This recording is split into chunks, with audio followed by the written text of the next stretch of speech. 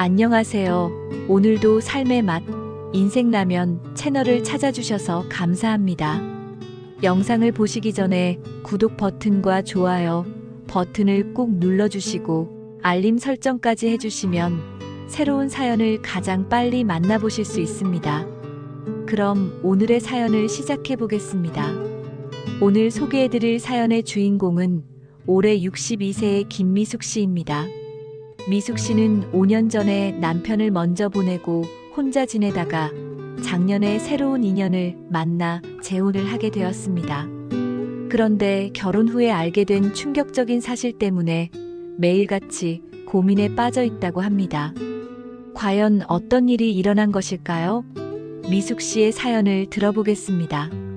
미숙 씨는 젊은 시절부터 남편 한 사람만을 바라보며 살아온 평범한 주부였습니다.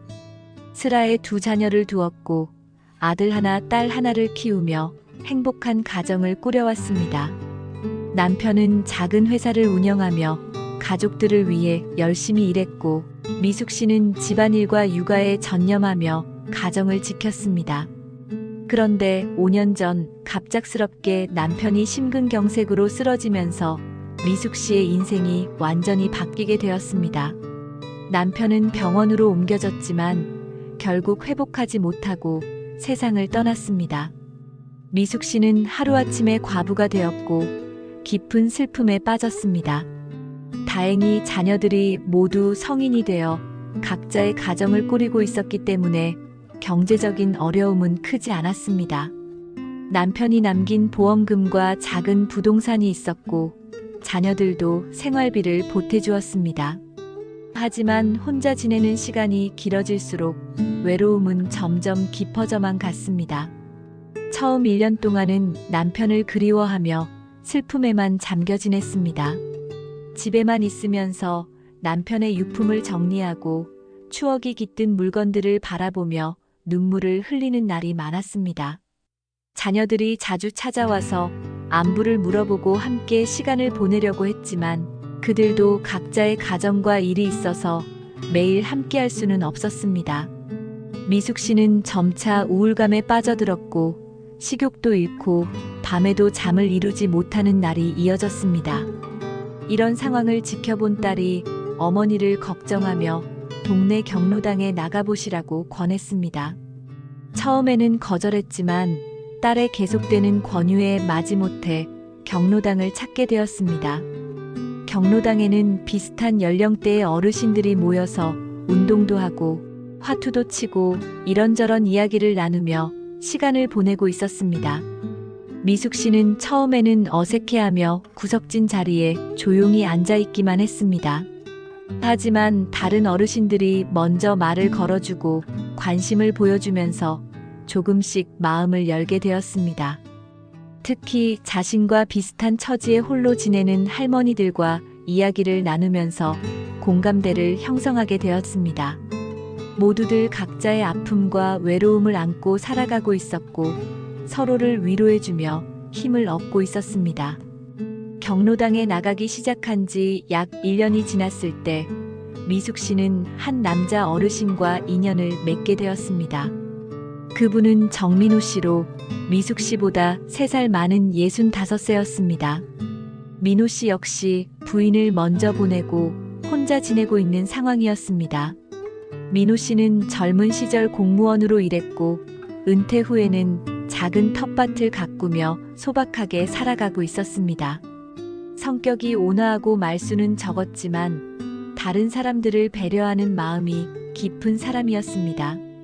미숙 씨와 민호 씨는 처음에는 경로당에서 마주칠 때마다 가볍게 인사를 나누는 정도였습니다. 하지만 시간이 지나면서 자연스럽게 대화를 나누게 되었고 서로에 대해 조금씩 알아가게 되었습니다. 민호 씨는 부인을 3년 전에 암으로 잃었다고 했습니다. 오랜 투병 생활 끝에 부인을 떠나보낸 후 깊은 상실감에 빠져 있었지만 이제는 어느 정도 마음의 평정을 찾았다고 했습니다. 자녀는 아들 하나가 있는데 다른 도시에서 가정을 꾸리고 살고 있어서 자주 만나지는 못한다고 했습니다. 미숙 씨와 민호 씨는 서로의 아픔을 이해하고 공감할 수 있었습니다.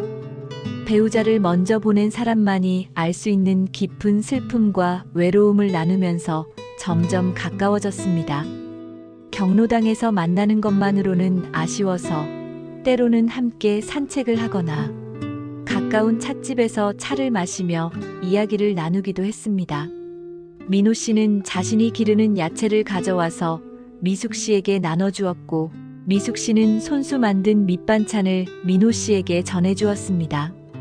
이런 소소한 주고받음이 두 사람에게는 큰 위로가 되었습니다. 약 6개월 정도 이런 관계를 유지하던 어느 날, 민호 씨가 미숙 씨에게 조심스럽게 마음을 표현했습니다.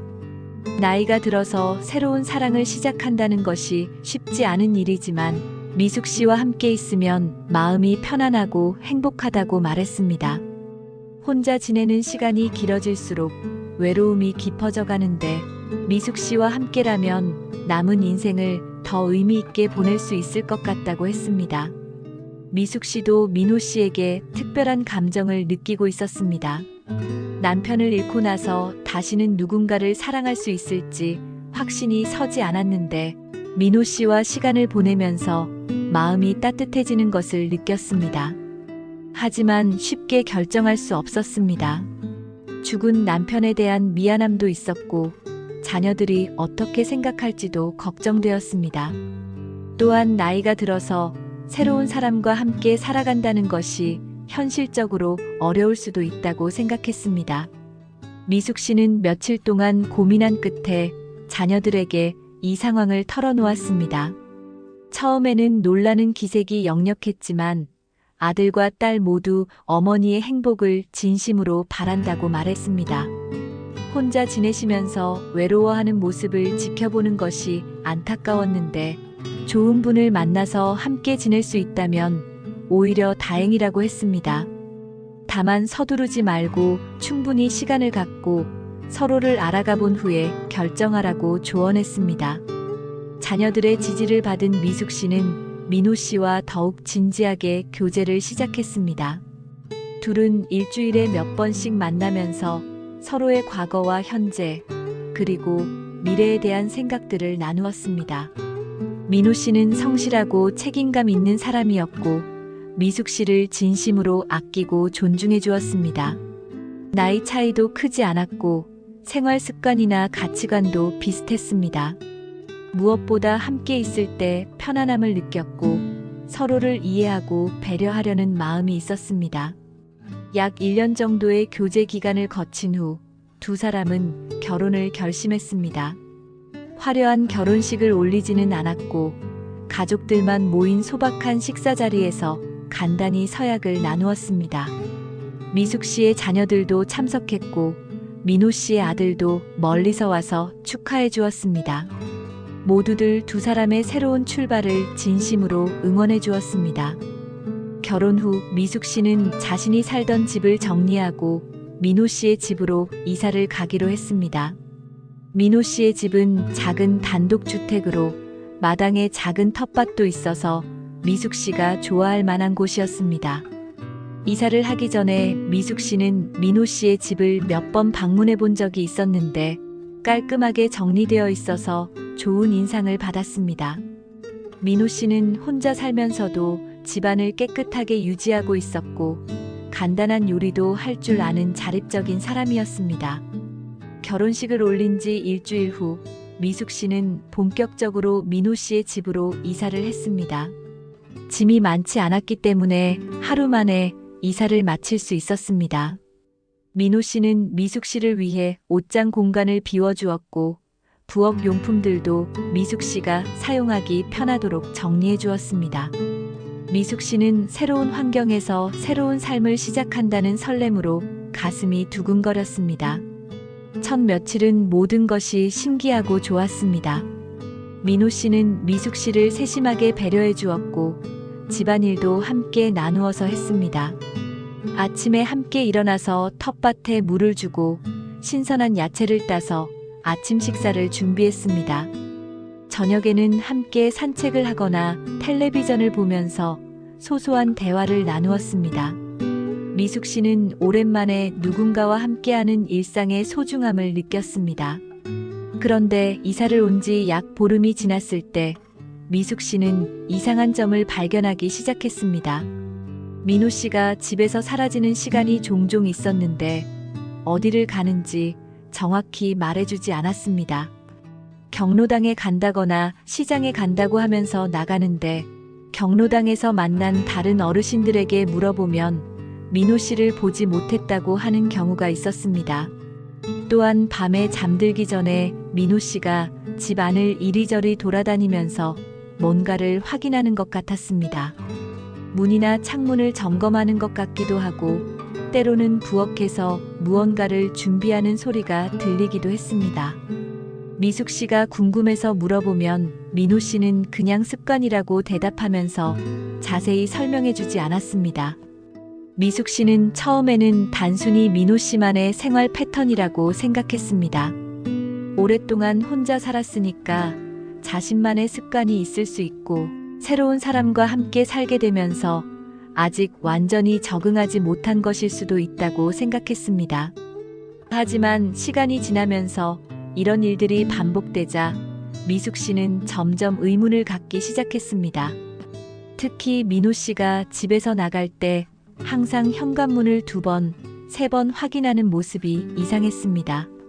그리고 가끔 밤중에 일어나서 집안을 돌아다니는 소리가 들렸는데 화장실을 가는 것도 아니고 뭔가 다른 일을 하는 것 같았습니다. 어느 날 새벽 미숙 씨는 목이 말라서 잠에서 깼습니다. 부엌에서 물을 마시려고 일어났는데 민호 씨가 침실에 없었습니다. 이상해서 집 안을 둘러보니 민호 씨가 거실에서 무언가를 하고 있었습니다. 자세히 보니 음식을 준비하고 있는 것 같았습니다. 밤중에 혼자 음식을 해먹는 것도 이상했지만 그 음식의 양이 한 사람이 먹기에는 너무 많아 보였습니다. 미숙 씨가 조용히 다가가서 물어보니 민호 씨는 깜짝 놀라면서 당황하는 모습을 보였습니다. 그러면서 잠이 안 와서 일어났는데 배가 고파서 뭔가 만들어 먹으려고 했다고 설명했습니다. 하지만 그 설명은 미숙 씨에게 완전히 납득이 되지 않았습니다. 이런 일들이 계속 반복되면서 미숙 씨는 민호 씨에게 직접 물어보기로 했습니다. 어느 날 저녁 식사를 하면서 미숙 씨는 조심스럽게 입을 열었습니다. 요즘 민호 씨가 뭔가 신경 쓰이는 일이 있는 것 같은데 혹시 자신 때문에 불편한 점이 있는지 물어봤습니다. 그리고 밤에 자주 일어나시는 것 같은데 몸이 어디 아픈 곳은 없는지 걱정된다고 말했습니다. 민호 씨는 처음에는 아무것도 아니라고 하면서 미숙 씨의 걱정을 덜어주려고 했습니다. 하지만 미숙 씨가 계속해서 관심을 보이고 도움이 되고 싶다고 하자 민호 씨는 무거운 표정을 지으면서 한참 동안 말이 없었습니다. 그러더니 갑자기 눈물을 보이면서 미숙 씨에게 미안하다고 말했습니다. 결혼하기 전에 말했어야 할 일이 있었는데 차마 말할 수가 없어서 숨기고 있었다고 했습니다. 미숙 씨는 민호 씨의 갑작스러운 변화에 당황하면서도 무슨 일인지 물어봤습니다. 민호 씨는 한참을 망설이다가 입을 열었습니다. 사실 자신에게는 아직 해결하지 못한 문제가 하나 있다고 했습니다. 전 부인이 세상을 떠난 것이 맞지만 실제로는 조금 복잡한 상황이라고 말했습니다. 미숙 씨는 무슨 뜻인지 이해할 수 없어서 더 자세한 설명을 요청했습니다. 민호 씨는 깊은 한숨을 쉬면서 자신의 이야기를 시작했습니다. 전 부인은 3년 전에 암으로 세상을 떠난 것이 맞지만 그 전에 이미 치매 증상이 시작되었다고 했습니다. 암 투병과 함께 치매까지 겹치면서 매우 힘든 시기를 보냈다고 했습니다. 그런데 부인이 세상을 떠나기 전에 치매로 인해 가끔 착각을 하는 경우가 있었다고 했습니다. 자신을 알아보지 못하거나 이미 죽은 사람을 찾는다거나 없는 일을 있었다고 주장하는 경우가 있었다고 했습니다. 민호 씨의 설명을 듣던 미숙 씨는 점점 이상한 느낌이 들기 시작했습니다. 민호 씨의 말이 앞뒤가 맞지 않는 것 같았고 뭔가 중요한 부분을 빼먹고 있는 것 같았습니다. 미숙 씨는 민호 씨에게 더 솔직하게 말해달라고 요청했습니다. 민호 씨는 더 이상 숨길 수 없다는 듯한 표정을 지으면서 충격적인 이야기를 꺼냈습니다. 사실 전 부인은 아직 살아있다고 했습니다. 암으로 세상을 떠났다고 했던 것은 거짓말이었고 실제로는 치매가 심해져서 요양원에 있다고 했습니다. 하지만 요양원비가 너무 비싸서 더 이상 감당할 수 없어서 집으로 모셔왔다고 했습니다. 지금은 집안의 작은 방에서 지내고 있는데 치매로 인해 거의 의식이 없는 상태라고 했습니다. 미숙 씨는 민호 씨의 말을 듣고 머릿속이 하얘졌습니다. 결혼한 지 한 달도 안 된 상황에서 이런 충격적인 사실을 알게 된 것입니다.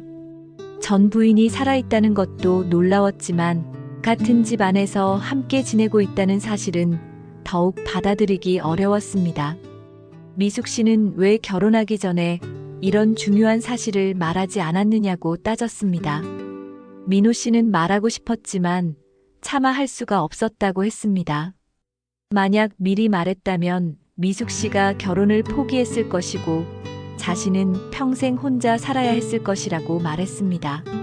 전 부인을 돌보면서 새로운 사랑도 찾고 싶었는데 이 두 가지를 모두 가질 수 있는 방법이 이것밖에 없었다고 했습니다. 미숙 씨는 민호 씨의 말을 듣고 분노와 배신감을 느꼈습니다. 결혼이라는 것은 서로에 대한 신뢰를 바탕으로 하는 것인데 이렇게 중요한 사실을 숨기고 결혼을 했다는 것이 이해되지 않았습니다. 또한 전 부인이 살아있는 상황에서 자신과 결혼했다는 것이 도덕적으로도 문제가 있다고 생각했습니다. 그날 밤 미숙 씨는 잠을 이룰 수 없었습니다. 민호 씨는 미숙 씨에게 이해해달라고 계속 부탁했지만 미숙 씨의 마음은 쉽게 정리되지 않았습니다. 다음 날부터 미숙 씨는 민호 씨의 전 부인이 있는 방을 확인해 보고 싶어졌습니다. 민호 씨는 처음에는 만류했지만 미숙 씨가 강하게 요구하자 마지못해 허락했습니다. 그 방은 집 안쪽에 있는 작은 방이었는데 평소에는 문이 잠겨 있어서 들어갈 수 없었습니다. 민호 씨가 문을 열어주자 미숙 씨는 그 안의 모습을 보고 또 한 번 충격을 받았습니다. 침대에 누워있는 노인 여성이 있었는데 눈을 뜨고 있기는 했지만 의식이 거의 없는 상태로 보였습니다. 방 안에는 각종 의료용품과 약들이 있었고 간병을 위한 용품들도 준비되어 있었습니다. 민호 씨는 매일 이 방에 와서 전 부인을 돌보고 있었던 것입니다. 식사를 챙겨주고 약을 먹여주고 몸을 씻겨주고 기저귀를 갈아주는 등의 간병을 혼자서 해왔다고 했습니다. 미숙 씨는 민호 씨의 상황을 이해할 수는 있었지만 여전히 받아들이기 어려웠습니다. 결혼한 후에야 이런 사실을 알게 되었다는 것이 가장 큰 문제였습니다. 만약 미리 알았다면 충분히 고민해보고 결정을 내릴 수 있었을 텐데 이미 결혼을 한 상황에서 이런 사실을 알게 되니 어떻게 해야 할지 모르겠다고 했습니다. 민호 씨는 미숙 씨에게 계속해서 이해해달라고 부탁했습니다. 전 부인은 이제 얼마 남지 않았을 것 같고 그때까지만 참아달라고 했습니다. 자신도 이런 상황이 편하지 않지만 전 부인을 버릴 수는 없다고 했습니다. 평생을 함께 살아온 사람을 마지막까지 돌보는 것이 도리라고 생각한다고 말했습니다. 미숙 씨는 민호 씨의 마음을 이해할 수는 있었지만 자신의 입장에서는 너무나 혼란스러웠습니다. 결혼한 지 얼마 되지 않아서 이런 복잡한 상황에 처하게 된 것도 힘들었고 앞으로 어떻게 살아가야 할지 막막했습니다. 며칠 동안 미숙 씨는 깊은 고민에 빠졌습니다. 민호 씨와 이혼을 하고 다시 혼자 살아갈 것인지 아니면 이 상황을 받아들이고 함께 전 부인을 돌볼 것인지 결정해야 했습니다. 자녀들에게 이 상황을 말할 수도 없었고 친구들에게 상담을 받기도 어려운 일이었습니다. 미숙 씨는 혼자서 이 모든 것을 감당해야 했습니다. 일주일 정도가 지난 후 미숙 씨는 민호 씨와 진지한 대화를 나누기로 했습니다. 더 이상 이 상황을 그냥 넘어갈 수는 없었고 앞으로의 방향을 정해야 했습니다. 미숙 씨는 민호 씨에게 자신의 마음을 솔직하게 털어놓았습니다. 민호 씨의 상황은 이해할 수 있지만 결혼 전에 이런 중요한 사실을 숨겼다는 것에 대해서는 여전히 상처받고 있다고 말했습니다. 그리고 앞으로 어떻게 살아갈 것인지에 대해 서로의 생각을 나누어 보자고 제안했습니다. 민호 씨는 다시 한번 자신의 잘못을 인정하고 사과했습니다. 그리고 미숙 씨가 이 상황을 받아들이기 어렵다면 이해하겠다고 했습니다. 하지만 가능하다면 함께 이 어려운 시기를 헤쳐나가고 싶다고 간절하게 부탁했습니다. 전 부인의 상태가 많이 악화되어서 오래 버티지 못할 것 같다고 했습니다. 의사도 몇 달 정도밖에 남지 않았을 것이라고 했다고 말했습니다. 미숙 씨는 민호 씨의 말을 듣고 복잡한 감정을 느꼈습니다. 화가 나는 마음도 있었지만 한편으로는 민호 씨의 어려운 처지도 이해가 되었습니다. 평생을 함께 살아온 아내를 마지막까지 돌보고 싶어하는 마음은 충분히 이해할 수 있었습니다. 그리고 자신도 만약 같은 상황이라면 어떻게 했을지 생각해 보게 되었습니다. 미숙 씨는 며칠 더 시간을 달라고 했습니다. 이런 중요한 결정을 성급하게 내릴 수는 없었고 충분히 생각해 본 후에 답을 주겠다고 했습니다. 민호 씨는 미숙 씨의 요청을 받아들였고 그동안 더욱 조심스럽게 행동했습니다. 미숙 씨가 불편해하지 않도록 신경을 썼고 전 부인을 돌보는 일도 미숙 씨가 보지 않는 시간에 하려고 노력했습니다. 하지만 이런 상황 자체가 미숙 씨에게는 계속해서 스트레스가 되었습니다. 같은 집안에 전 부인이 있다는 사실을 알고 나니 모든 것이 어색하게 느껴졌습니다. 밤에 민호 씨가 간병을 하러 가는 소리가 들리면 잠을 이룰 수 없었고 낮에도 그 방의 존재를 의식하게 되었습니다. 음식을 할 때도 혹시 전 부인의 몫까지 준비해야 하는 건 아닌지 고민되었고 집 안에서 움직일 때마다 조심스러워졌습니다. 이런 상황이 계속되면서 미숙 씨는 점점 지쳐갔습니다. 결혼 초기에 행복했던 기분은 완전히 사라졌고 매일이 무겁고 답답하게 느껴졌습니다. 경로당에 나가서도 다른 어르신들과 자연스럽게 어울리기 어려웠습니다. 자신의 상황을 누구에게도 말할 수 없었고 겉으로는 평범한 신혼부부인 것처럼 연기해야 했습니다. 그런데 어느 날 뜻하지 않은 일이 일어났습니다. 미숙 씨가 집에서 빨래를 하고 있는데 갑자기 전 부인이 있는 방에서 큰 소리가 났습니다. 민호 씨는 시장에 장을 보러 나간 상태였고 집에는 미숙 씨와 전 부인만 있었습니다. 미숙 씨는 당황했지만 그냥 두고 볼 수는 없어서 그 방으로 달려갔습니다.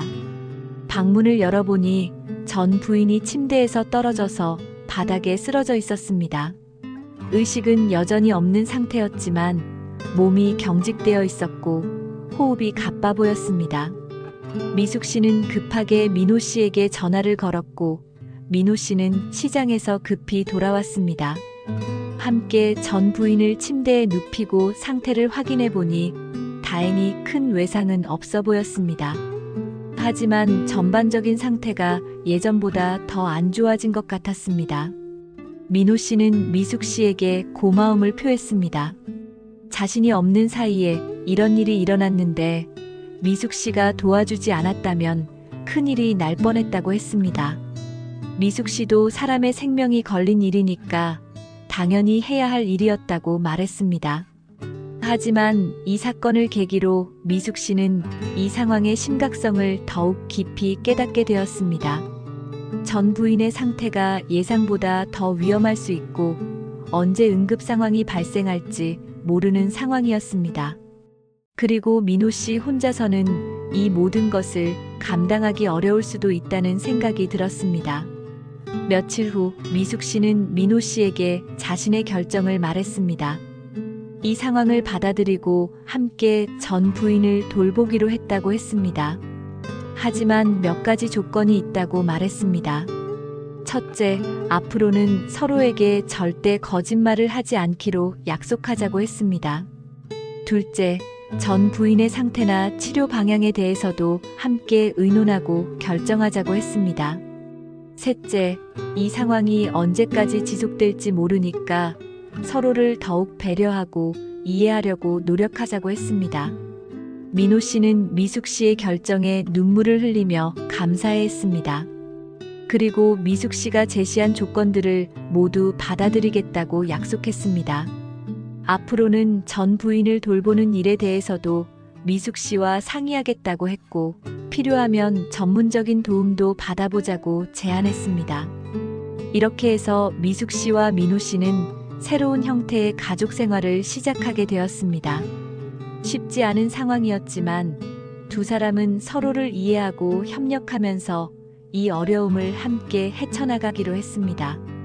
미숙 씨는 처음에는 전 부인을 직접 돌보는 일에 참여하지 않았습니다.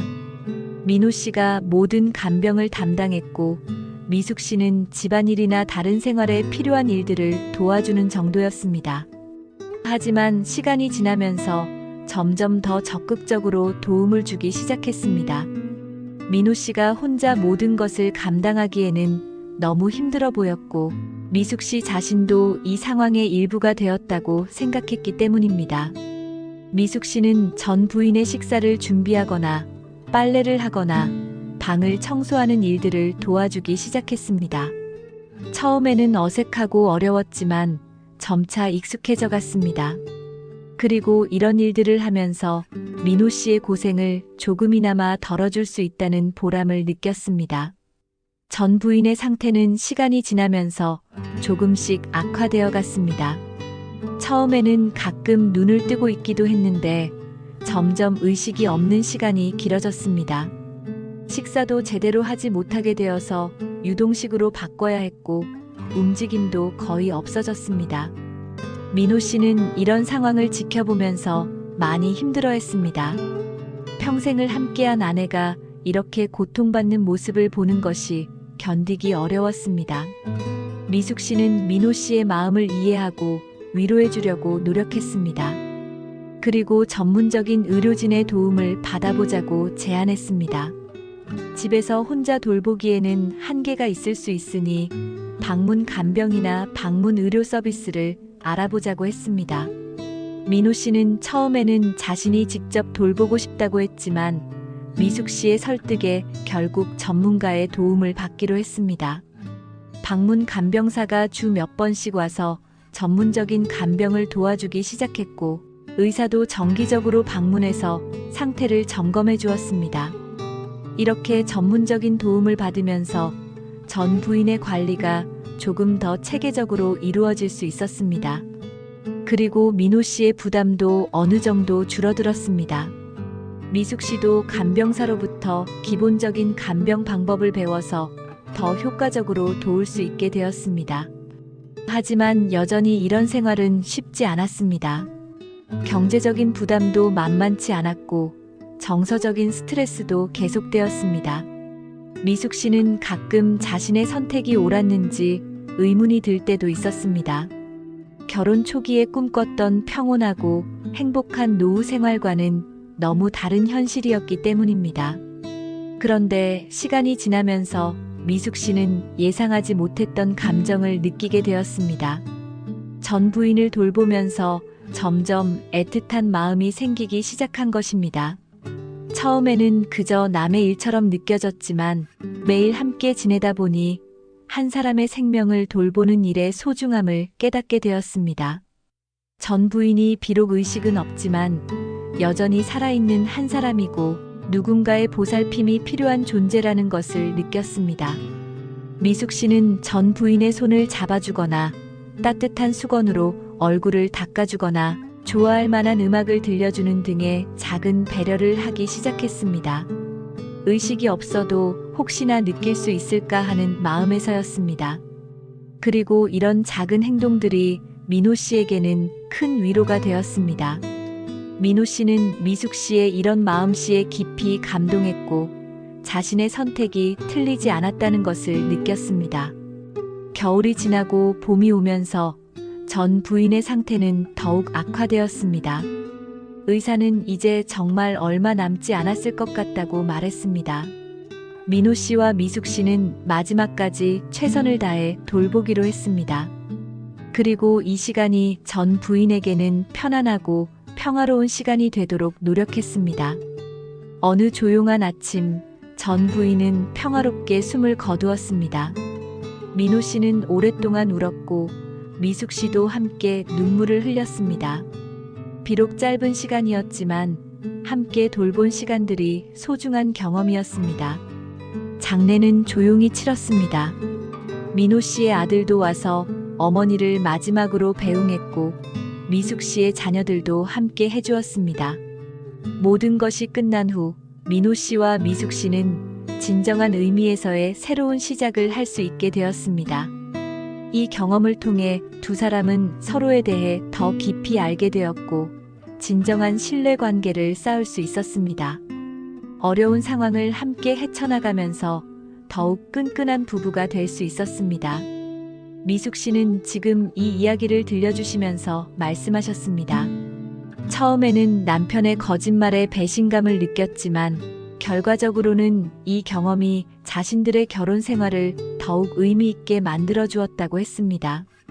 생명의 소중함과 서로에 대한 진정한 사랑이 무엇인지 깨달을 수 있었다고 합니다. 물론 쉬운 선택은 아니었지만 후회하지 않는다고 말씀하셨습니다. 지금은 민호 씨와 평온하고 행복한 일상을 보내고 있으며 서로를 더욱 아끼고 사랑하며 살아가고 계신다고 합니다. 이상으로 미숙 씨의 사연을 마치겠습니다. 황혼에 만난 사랑도 소중하지만 때로는 예상하지 못한 시련이 찾아올 수도 있습니다. 하지만 진정한 사랑은 이런 어려움 속에서도 서로를 이해하고 배려하며 함께 헤쳐나가는 것이 아닐까 생각해 봅니다. 오늘도 귀한 시간 내어 저희 채널을 시청해 주셔서 감사합니다. 다음에도 더 좋은 사연으로 찾아뵙겠습니다.